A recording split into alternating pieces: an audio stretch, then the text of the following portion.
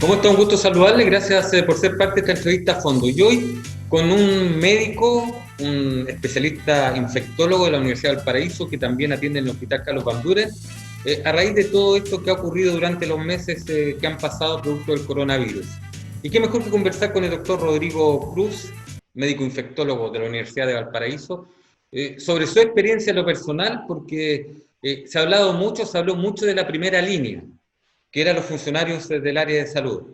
Y muchos de ellos, como nos ha pasado también a muchas personas, han tenido la experiencia no solo de combatir o de prevenir el COVID-19, sino que también de sufrirlo, de padecerlo. ¿Cómo está, doctor Cruz? Rodrigo, un gusto tenerlo acá en Quinta Visión y poder conversar como hicimos hace algunos meses, cuando recién se estaba iniciando lo que era esta pandemia en nuestro país y en nuestra región. ¿Cómo está, Rodrigo?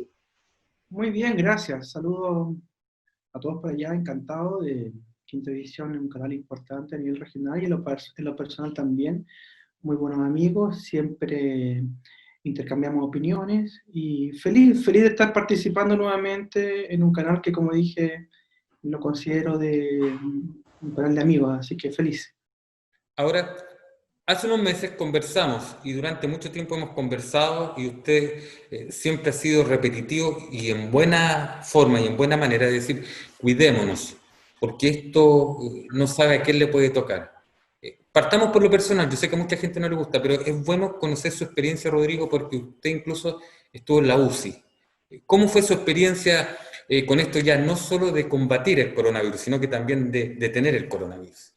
Sí, como todas aquellas personas que están enfermas y que les toca estar hospitalizados, es una experiencia dura, eh, difícil para uno, pero también, y creo que más difícil, como todas las personas que se enferman de cualquier otra enfermedad, para la familia, porque la familia, en mi caso, mi esposa, mis hijos, mis hijas, mis puras hijas, mi mamá, mi hermano, y los amigos también, los colegas también sufrieron bastante.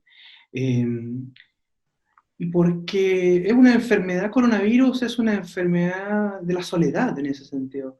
¿Por qué? Porque antes de la pandemia, cual- cuando uno se enfermaba, se hacía un tratamiento, una enfermedad o iba a realizarse un examen, siempre iba con la esposa, con su familia, con su hijo. Y en estos momentos, cualquier persona que se hospitalice, ya sea en mi hospital, en cualquier clínica u otro hospital, eh, lamentablemente no puede recibir visitas. No puede. Entonces, la persona se siente mal, puede estar complicada, puede estar grave, y lamentablemente a eso se le suma que no puede recibir visita de nadie, ni siquiera muchas veces cuando los pacientes están graves, un llamado telefónico. Así que, y eso agrava más la situación y las personas obviamente se ven muy afectadas. Así que no solamente es una complicación para uno o las personas que son pacientes en un momento determinado, y se ven complicadas y tienen que estar hospitalizadas, sino Claro. además para la familia. La familia, y eso yo también lo viví ahora, a propósito, usted me lo pregunta, yo estuve hospitalizado y afortunadamente salió todo bien, pero mi familia obviamente sufrió mucho, mi esposa especialmente, que mi compañera de toda la vida, junto con mis hijas, así que, pucha, es muy duro para la familia, así que por eso que insistimos tanto, y como usted decía, repetimos y no nos cansamos de repetir que tenemos que cuidarnos, más aún que están ahora aumentando las manifestaciones, las aglomeraciones. Hemos insistido tanto en que las personas se cuiden. Y en ese aspecto, Rodrigo, al vivir la experiencia, ¿no es cierto?, empírica y también la experiencia de alguna forma propia de esta situación, eh, hemos tomado conciencia de lo que significa realmente el coronavirus, porque claro, ha habido una serie de planes, está el plan paso a paso, ¿no es cierto? Ya vamos a conversar de aquello, están las medidas de prevención, se insiste con que lo mejor es el lavado de manos, es el distanciamiento individual, es el uso de mascarilla, pero en lo personal, en lo profesional, ¿siente que realmente en la región hemos tomado conciencia de lo que significa esta enfermedad? Sí, nos falta mucho, lamentablemente nos falta mucho. Hemos avanzado en la información y en la toma de conciencia de la población, pero sin embargo, aún, repito, falta mucho. Lamentablemente, durante el fin de semana pasado, tanto en la región metropolitana como en nuestra región y en otras, vimos manifestaciones que está bien. Todo, yo creo que la mayoría de los chilenos está de acuerdo con el petitorio, las solicitudes que la población exige. Soy parte de esas solicitudes. Sin embargo, vimos que habían aglomeraciones importantes de personas en nuestra región, incluso en la región metropolitana y en otras, donde las personas no tenían mascarilla, no guardaban la distancia. ¿Para qué decir que esas personas llevaban alcohol, una botella de alcohol gel para higienizarse las manos? Ahí no hubo higienización de manos, lamentablemente, y no hubo distanciamiento social.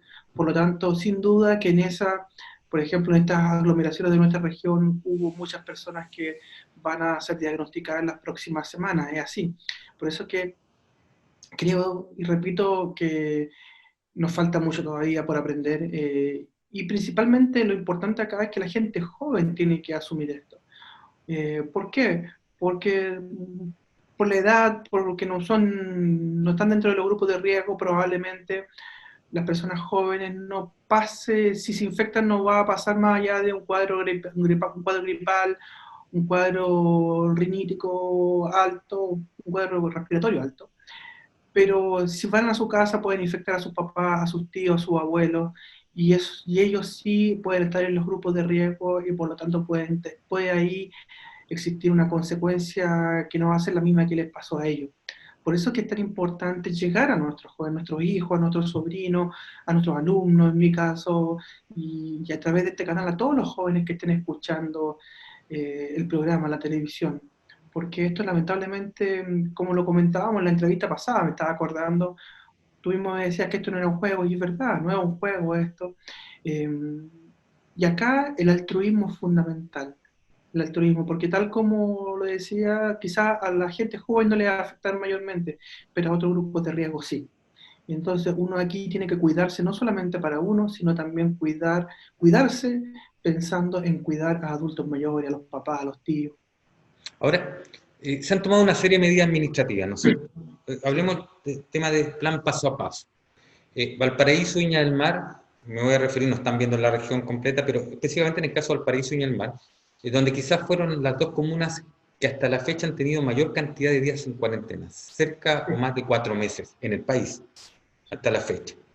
Y incluso se le preguntaba al ministro de Salud, ¿no es cierto?, al doctor París, cuándo iban a salir, si estaban las condiciones. Decía, estamos viendo, tienen que equipararse las dos ciudades porque están muy cerca, una va bien, la otra va mal, de repente se decía, un fin de semana largo, y ojo, que aquí fallaron en esto. Bueno, una serie de explicaciones desde el punto de vista técnico. Pero usted piensa, como médico infectólogo, que fue apropiada una cuarentena tan larga, Rodrigo. ¿Se cumplió el objetivo? En lo personal creo que el inicio de la cuarentena, de hecho nosotros insistimos bastante en instaurarla. Lo recuerdo muy En- bien, junto a San Antonio y a otras ciudades más. Insistimos bastante y aplaudimos esto porque era necesario, creo, desde nuestro punto de vista.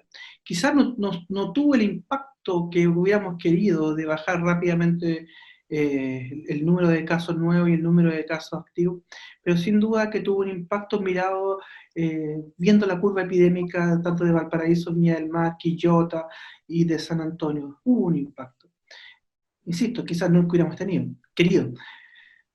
Pero por otra parte, también nosotros insistimos bastante en estas conversaciones que las cuarentenas o confinamientos masivos, como nos gusta decir, son medidas muy antiguas y que han demostrado en algunas ocasiones ser efectivas y es una buena herramienta. De hecho, la están utilizando nuevamente. Ya hemos visto España, Francia y otros países que están siendo afectados nuevamente por este coronavirus.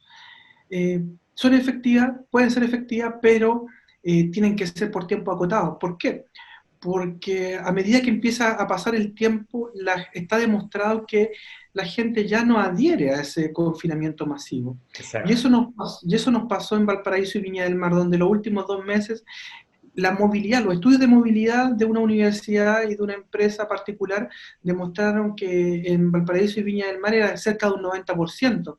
Es decir, estábamos en el último mes y medio del confinamiento masivo, cuarentena, casi igual que la situación pre-cuarentena. O sea, la gente estaba toda movilizándose, haciendo su trabajo en forma habitual. Entonces, de ahí había una cuarentena en el papel, pero en la realidad ya no la había. Y no había impacto. Bueno, y ha No habido había casos impacto.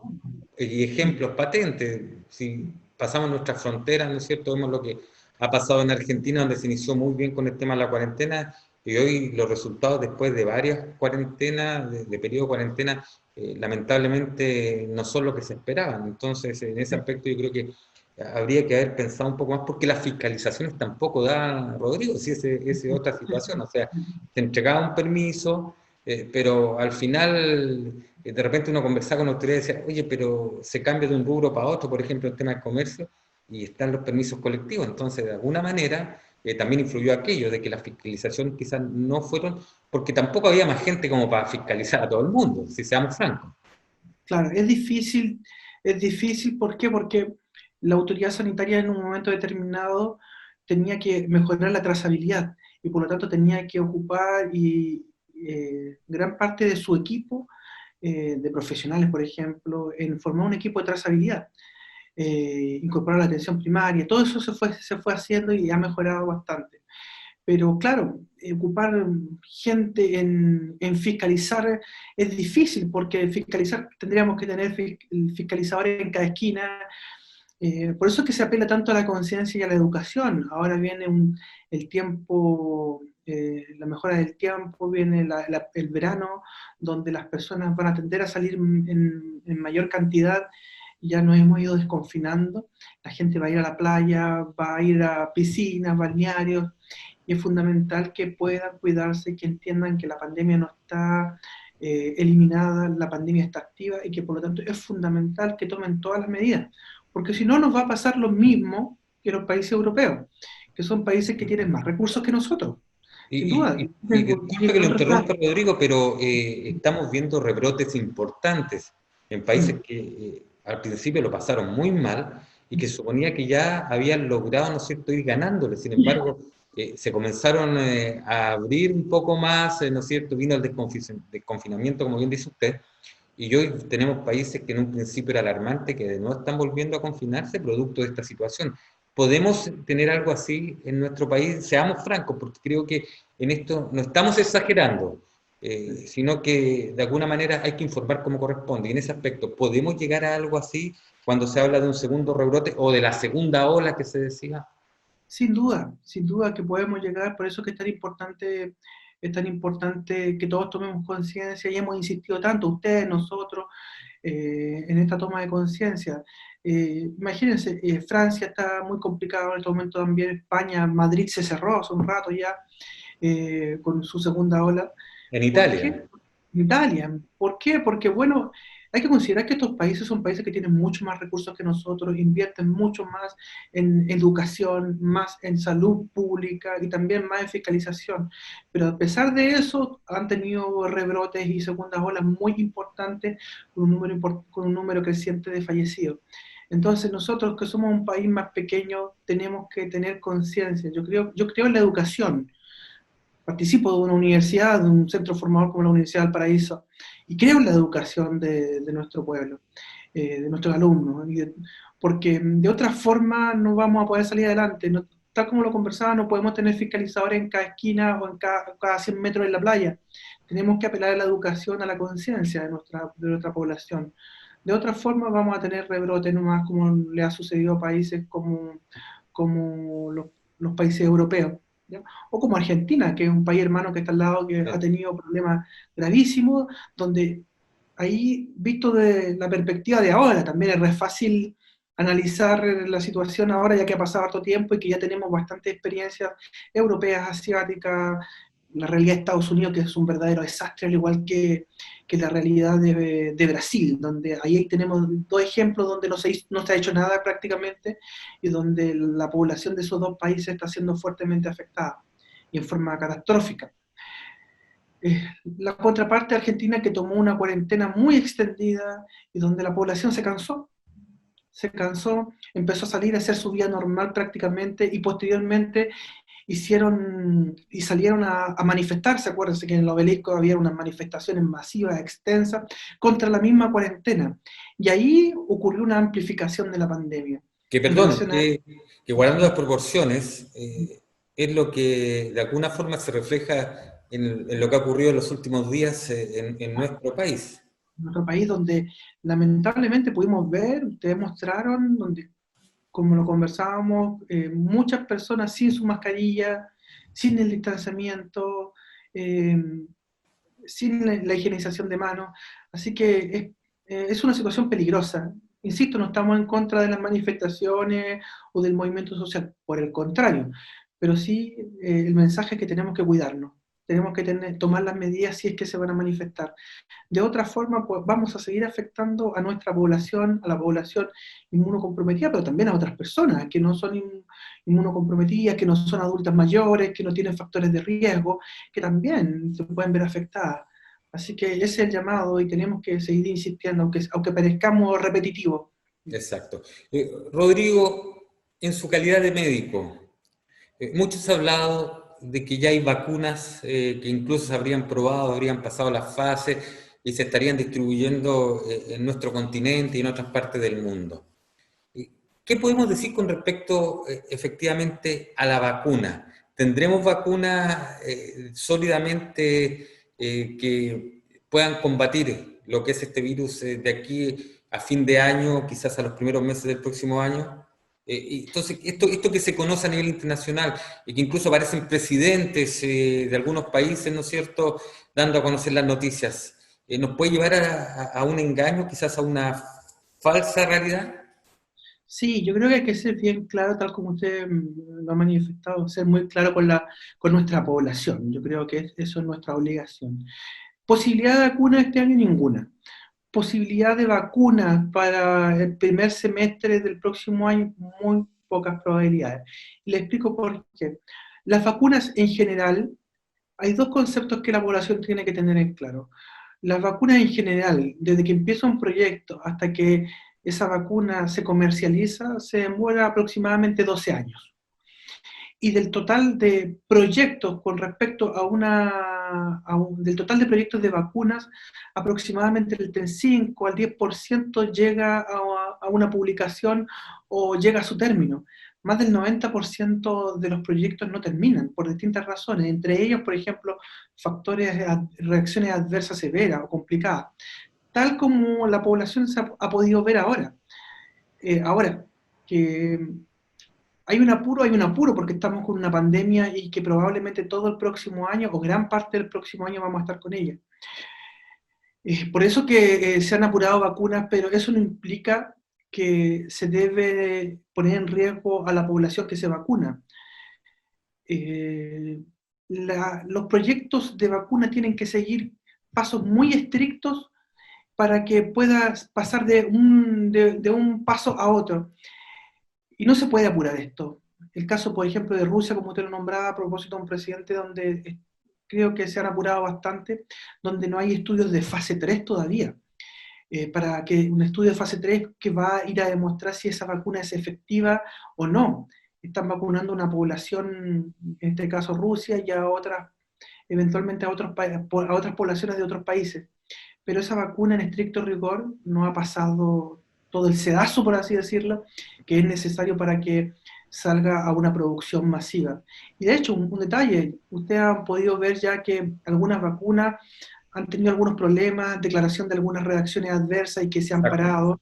Entonces, eso pasa frecuentemente con los medicamentos y con las vacunas, así que probablemente el próximo año, primer semestre, ninguna posibilidad o pocas probabilidades de que pueda salir una vacuna con estudios sólidos que aseguren que no van a existir reacciones adversas para la población que se vacuna. Así que el plan es seguir cuidándose, cuidándonos. Eso es lo importante, seguir cuidándonos. Eso sin duda es importante y por eso hemos querido conversar hoy con usted, Rodrigo Cruz, doctor Rodrigo Cruz, infectólogo de la Universidad de Valparaíso, también médico del Hospital Carlos Van Buren del Puerto. Hemos querido conversar con usted para tener a fondo un análisis después de estos meses, ¿no es cierto? Y también conocer un poco lo que fue su experiencia, ha sido su experiencia tanto en lo profesional como con su propia salud, al haber padecido esta enfermedad. Doctor, estamos terminando de quedar un minuto y medio, y lo importante de esto es poder escucharlo y que usted dé recomendaciones, porque seamos francos, si bien hay una serie de medidas que toman las autoridades, uno tiene que seguir con el autocuidado porque al parecer nos quedan bastantes meses como para poder seguir luchando contra este virus. Sí, repetir lo que ya habíamos dicho, es fundamental el autocuidado y el cuidarnos como familia, como población, como barrio, como región, como país, es fundamental. Ya este fin de semana viene un plebiscito que es fundamental para Chile y que les recomiendo que todas las personas que van a ir a votar en un plebiscito histórico, si deciden ir a votar, que lleven su mascarilla, eventualmente, especialmente los adultos mayores, los grupos de riesgo, que ya todos sabemos, lleven una segunda mascarilla en caso que se ensucie, se moje esa mascarilla, puedan usarla, la de repuesto, ¿ya? Además, necesariamente acuérdense de que si pueden ir en un auto particular, que lo puedan hacer, si no, tienen que ir en la locomoción colectiva, y ahí siempre, siempre aquellos que viajan por ese medio, les recomendamos que lleven su botella de alcohol gel, para que cuando toquen las superficies en el asiento de la micro, del colectivo, se higienicen las manos para prevenir esta infección. Acuérdense de la mascarilla y en el local de votación, mantener el distanciamiento social, que es fundamental, por lo menos 1,5 metros, 2 metros entre personas, y, y eso, y cuídense porque es fundamental para todos, para nuestro país. Y sin duda, cuando estamos haciendo esta entrevista, ¿no es cierto? Va a venir el plebiscito, pero estas últimas medidas también apuntan, creo, doctor Cruz, al cuidado diario, a cada acción que hacemos, que tratamos de hacer cuando hay que hacer algún trámite, sobre todo las personas que de alguna manera tienen mayor potencialidad, ¿no es cierto?, de ser afectados por este virus, aunque, como bien lo decía usted en esta entrevista, una persona que es joven, un joven, ¿no es cierto?, puede decir, claro, yo tengo mejores defensas, voy a salir, voy a hacer esto, otro, pero igual a lo mejor no va a padecer como lo puede hacer su mamá, su papá, su abuelo, su abuela, etcétera, de mayor edad. Muchas gracias por estar con nosotros, doctor Rodrigo Cruz. Ha sido un gusto conversar nuevamente con usted, ver lo que ya la recuperación va marchando, porque sin duda, si bien clínicamente uno recibe el alta, pero se sigue con algunas circunstancias, ¿no es cierto?, por algunas semanas, porque como usted lo ha dicho, como lo decimos, esta enfermedad todavía no sabemos bien cómo se va a comportar de aquí en adelante. Muchas gracias por haber estado con nosotros en esta entrevista a fondo. Encantado, cuando quieran. Muchas gracias. Ha sido la entrevista a fondo entonces con el médico infectólogo de la Universidad de Valparaíso y también del Hospital Carlos Van Buren, el doctor Rodrigo Cruz, haciendo una especie de balance interesante de lo que ha sido hasta el momento el combate contra el coronavirus, de cómo se ha presentado y también, ojo, poniendo atención en lo que viene y en la necesidad de seguir autocuidándose. Que esté muy bien usted y su familia.